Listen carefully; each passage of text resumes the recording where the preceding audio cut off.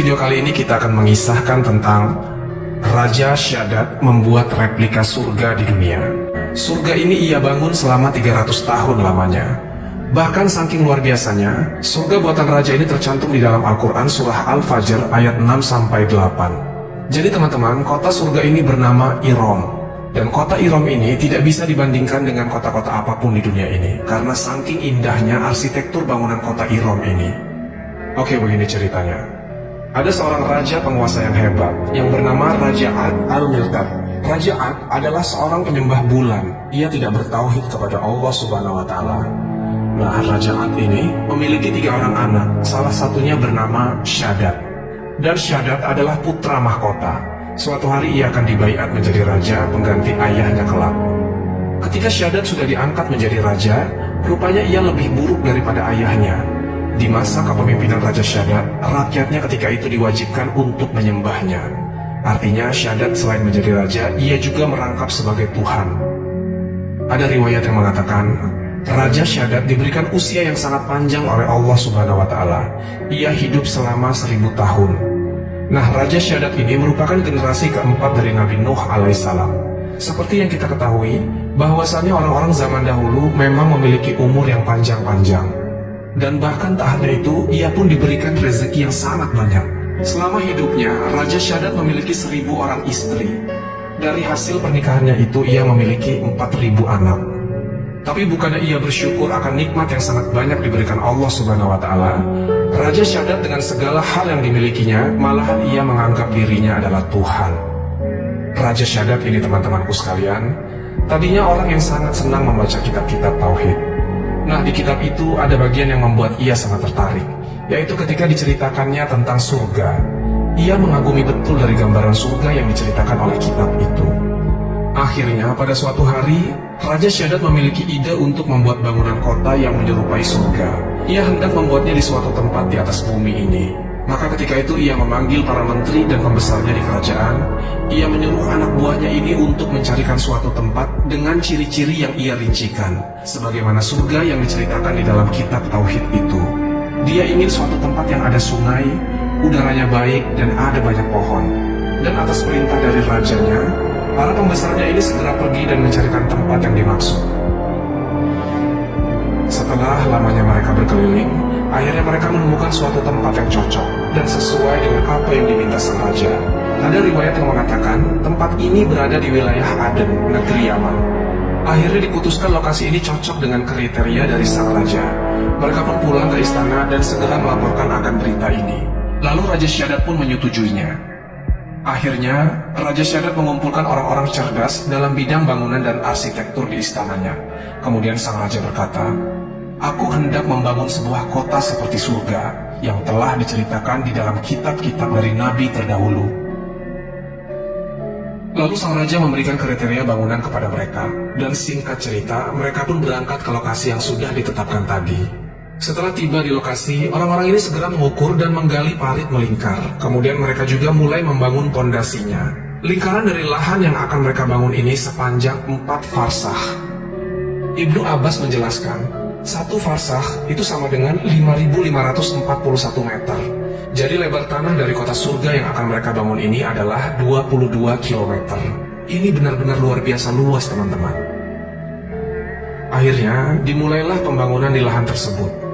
Di awal mereka membangun pagar yang terbuat dari batu pualam, atau biasa disebut dengan batu marmer. Nah, pagar ini dibuat mengelilingi seluruh bagian dari lahan tersebut. Setelah itu, mereka mulai membangun kota surga ini dari bagian sisi-sisi pinggirnya.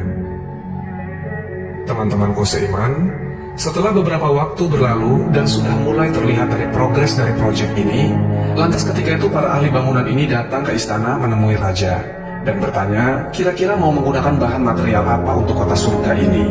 Raja Shaddad berkata, "Tidakkah kalian tahu bahwasanya aku telah menguasai dunia ini hampir seluruhnya?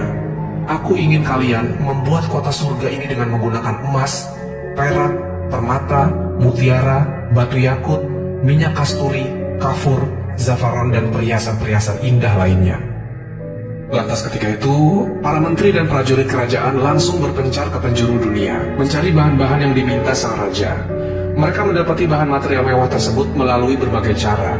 Ada yang dirampas dari penduduk, ada yang mereka memang mencari di pelosok-pelosok hutan, dan ada juga di antara mereka yang menggali tanah atau menambang. Nah, setelah semua material itu terkumpul, kemudian mereka membawanya ke kota surga itu. Lalu mereka mulai menempelkan dan meletakkan material-material mewah yang dibawanya. Bahkan teman-teman, para pekerja membuat bata yang terbuat dari emas dan perak. Akhirnya, seiring berjalannya waktu, bagian sisi-sisi dari kota surga sudah mulai selesai. Mereka mulai mengerjakan bangunan besar di tengah-tengah kota surga ini. Ya mungkin ini adalah istana kerajaannya. Nah, bangunan istana ini hanya terbuat dari bahan emas dan perak saja. Jadi seluruh dinding, lantai, bahkan perabotannya semua terbuat dari emas. Kemudian untuk tiang-tiang gedung istana ini, mereka membuatnya dari batu jabarut hijau dan batu yakut merah. Lalu untuk mempercantik istana ini, di sekitarannya mereka buat pohon yang terbuat dari mutiara dan batu permata. Kemudian, di seluruh istana ini mereka semprotkan minyak kasturi. Pokoknya ini adalah sebuah kota yang super mewah, yang tidak ada tandingannya dengan bangunan apapun di dunia ini. Dan bahkan teman-teman, jika dibandingkan dengan gedung Burj Khalifa, tetap tidak sebanding dengan kota surganya Raja Shaddad ini. Kita lanjut lagi di cerita. Setelah 300 tahun, kota surga ini pun akhirnya selesai dibangun dan siap untuk ditempati. Lalu sang raja memerintahkan kepada seluruh perangkat kerajaannya untuk memindahkan seluruh perabotan istana ke istana mereka yang baru. Proses pemindahan seluruh perabotan ini memakan waktu hingga 10 tahun lamanya, karena saking banyaknya harta kekayaan dari Raja Shaddad ini.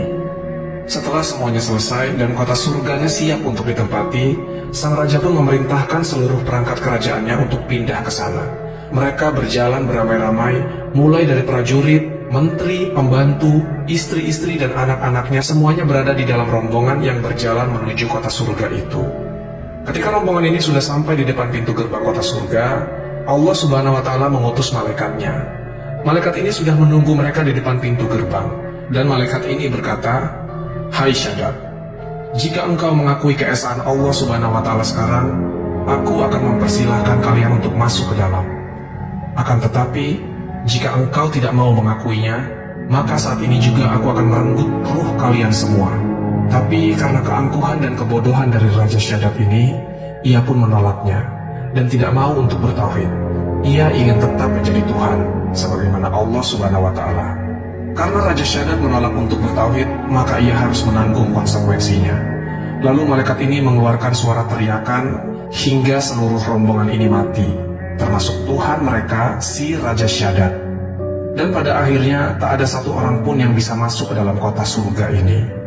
Kemudian setelah semuanya mati, Allah Subhanahu wa Ta'ala kubur kota surga ini dengan pasir dan tanah, termasuk mayat-mayat rombongan dari istana Raja Shaddad ini, hingga semuanya rata dengan tanah. Sia-sialah mereka sudah membangun kota ini selama 300 tahun. Dalam hitungan sekejap saja, karena kekufurannya, semuanya dihancurkan oleh Allah Subhanahu wa Ta'ala, hingga tak ada satupun yang tersisa kecuali Allah binasakan. Wallahu a'lam bishawab. Jadi itulah kisah tentang Raja Shaddad membuat replika surga di dunia. Semoga kisah ini bermanfaat. Lebih dan kurangnya mohon dimaafkan. Yang benar datangnya dari Allah Subhanahu wa Ta'ala. Khilaf ataupun keliru itu datangnya dari saya pribadi sebagai manusia biasa. Sampai ketemu di kisah-kisah seru yang penuh makna selanjutnya. Saya akhiri. Wassalamualaikum warahmatullahi wabarakatuh.